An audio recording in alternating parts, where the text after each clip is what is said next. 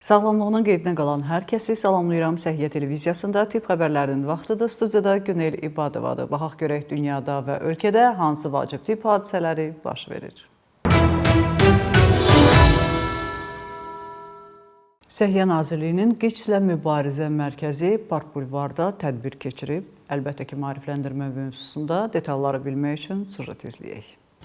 Səhiyyə Nazirliyi Respublika QİÇS-lə Mübarizə Mərkəzinin təşkilatçılığı ilə Park Bulvarda insan immun çatışmazlığı virusu ilə bağlı maarifləndirmə və müayinə aksiyası keçirilib. İnsanın immun çatışmazlığı virusunun ölkəmizdə yayılmasının qarşısını almaq və yoluxmuş şəxsləri erkən aşkarlamaq məqsədi ilə keçirilən aksiyada insanlar öz statusunu dəqiqləşdirib. Vətəndaşlara ticarət mərkəzində yaradılan güşədə sağlamlığa ciddi təhlükə olan insan immun çatışmazlığı virusu və qazanılmış immun çatışmazlığı sindromu haqqında məlumat verilib. Təcrübəli həkimlər xəstəliyin yoluxma halları, profilaktikası, müayinəsi və müalicəsindən danışıb. Bu virusa yoluxanların bir çox xəstəliklərə asanlıqla tutulduğunu da diqqətə çatdırıblar. Vətəndaşlara, o cümlədən turistlərə ödənişsiz və anonim qaydada insan immun çatışmazlığı virusuna ekspres testdən keçmə imkanı yaradılıb. Eyni zamanda insan immun çatışmazlığı virusu və QİÇS-ə aid broşurlar, bukletlər paylanılıb, xəbərdar edici məlumatlar verilib.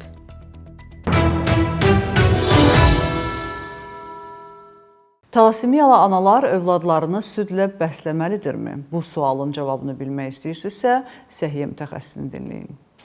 Talasimiyalı ana körpəsini ana südü yoxsa süni qida ilə qidalandırmalıdır? Səhiyyə rəsmisi cavablayır. Ana südü körpə üçün əvəzsiz, təbii və faydalı qida mənbəyidir. Talasimiyalı ana əgər ümumi sağlamlıq vəziyyəti icazə verirsə, hər kəs kimi övladını ana südü ilə qidalandıra bilər. Bu fikirləri Səhiyyə Nazirliyinin rəsmi Instagram hesabında canlı yayımda Səhiyyə Nazirliyinin mütəxəssis eksperti, hematoloq Şəhla Şabanov açıqlayıb. Onun sözlərinə görə bəzi istisna hallar mümkündür. Əgər ana dəmir qovucu preparatlar qəbul edirsə, bu dərmanlar ana südü ilə keçərək körpənin sağlamlıq vəziyyətinə zərər vura bilər. Əgər ananın mövcud vəziyyəti imkan verirsə, bu dərmanları hematoloq icazəsi ilə müvəqqəti kəsilərək ana südü ilə qidalanma təmin edilməlidir. Ananın fərdi vəziyyəti, qidalanması zəifdirsə, süd vermə onu daha da zəiflədə bilər. Bu zaman əlavə qida dəstəyi və ya ananı dəstəkləyici qida və istirahət rejiminə xüsusi diqqət etmək gərəklidir deyə Səhiyyə Nazirliyinin mütəxəssis eksperti, hematoloq Şəhla Şabanova qeyd edib.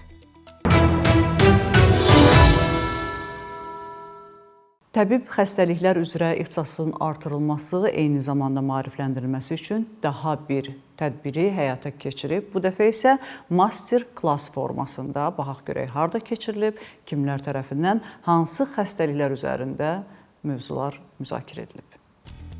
Təbib, Azərbaycan Tibb Universiteti və Əziz Əliyev adına Azərbaycan Dövlət Həkimləri Təkmilləşdirmə İnstitutunun təşkilatçılığı ilə yeni klinikada ixtioz və bulyoz epidermolis xəstəliklərinin müalicəsinə müasir yanaşma mövzusunda master-klass keçirilib. Tədbirin əsas məqsədi bulyoz epidermolis xəstəliyinin müalicəsinə müasir yanaşmaların, bu istiqamətdə beynəlxalq təcrübənin öyrənilməsi və xəstəliyin müalicəsində müasir metodların icrası zamanı filsuvez preparatının tətbiqi barədə tibb işçilərinin bilik və bacarıqlarının təkmilləşdirilməsindən ibarət olub. Təbibin icraçı direktorunun müavini Anar İsrafilov tədbirdə çıxışı zamanı tibbi xidmətin keyfiyyətinin artırılması məqsədi ilə mütəxəssislərin bilik və bacarıqlarının inkişafının önəmini vurğulayıb. O bildirib ki, 2025-ci ilin aprelində Bakı Baş Səhiyyə Mərkəzinə bağlı bir nömrəli uşaq dəri zöhrəvi dispanserinin bir qrup həkim və tibb işçisi təcrübə mübadiləsi üçün Özbəkistanın Daşkənd şəhərindəki Genodermatozlar mərkəzinə səfər edib. Respublika dəri zöhrəvi dispanseri və digər müvafiq tibb müəssisələrinin dermatoloq, pediatr, neonatoloq və digər ixtisaslı həkimlərinin qatıldığı master-klassda ixtioz və bulyoz epidermolis xəstəliklərinin müasir müalicə üsulları müzakirə olunub. Qeyd olunub ki, 2023-cü, 2027-ci illəri əhatə edən tədbirlər proqramı çərçivəsində ixtioz və bulyoz epidermolis xəstəliklərinin profilaktikası və müalicəsi üzrə tibb işçilərinin peşəkarlığının artırılması və onların beynəlxalq tədbirlərdə iştirakına xüsusi önəm verilir.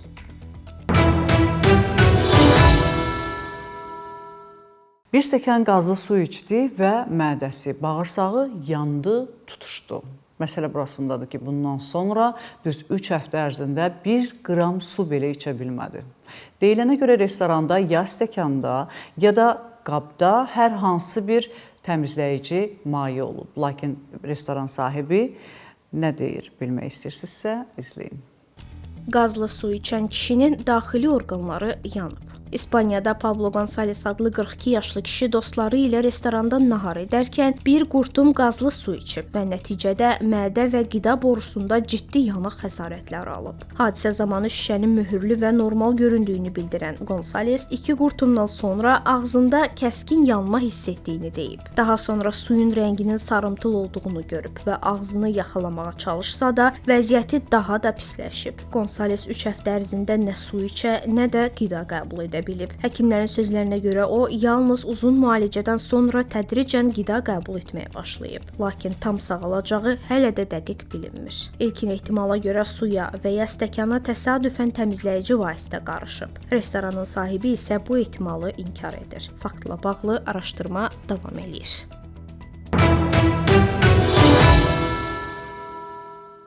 Yadınızdadırsa uşaq vaxtı ayaqqabını bir ölçü böyük alardıq ki, böyüyəndə geyinək. Həkimlər isə deyir ki, indi də elə edin. Ona görə yox ki, böyüyürük. Ona görə ki, gün boyu ayaq üstündə duranda ayaqlar şişir və bu zaman ayağımızı sıxmağa başlayır ayaqqabı. Bu isə ayaqdakı sinirlərdə nə edir? Hansı xəstəliklərə səbəb ola bilər? Bütün bunları isə sizə Kəmalə Osmanova danışacaq.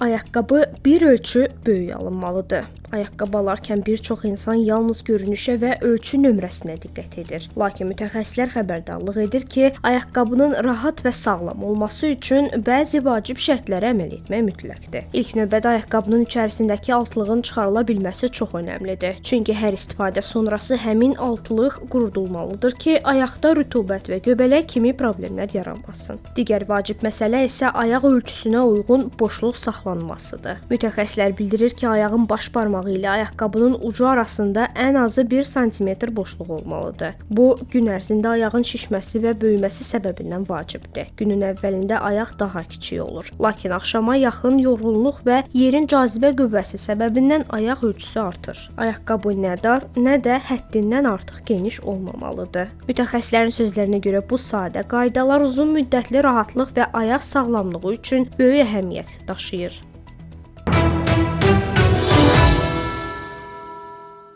İndiyənə qədər alimlərdən xoş proqnoz eşitmisiniz. Şəxsən mən illərdir səhiyyə xəbərləri hazırlayıram. Eyni zamanda dünyanın gündəmini də izləyirəm. Alimlər gələcəklə bağlı ancaq mənfi proqnozlar verirlər. İndi də deyirlər ki, birazdan buzlaşma dövrü başlayacaq. Neyniyək? İsti paltarları bol eləyək, yoxsa özümüzü soyuğa öyrəşdirək? Baxaq.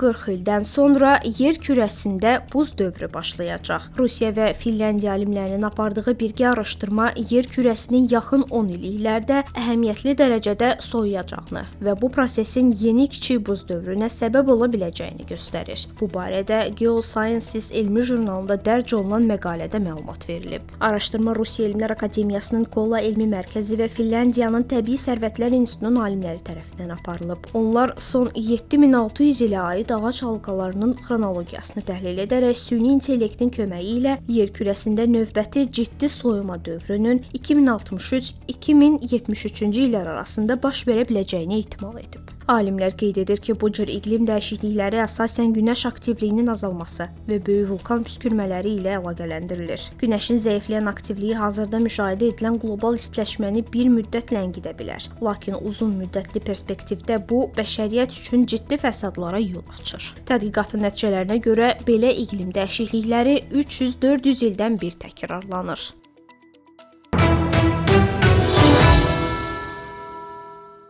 Bugün olan səhiyyə xəbərlərimiz bu qədər. Dünyada və ölkədə baş verən ən vacib xəbərləri bizdən izləyin.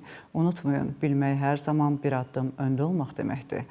Özünüzü və doğmalarınızı qoruyun. Sağ olun, salamat qalın.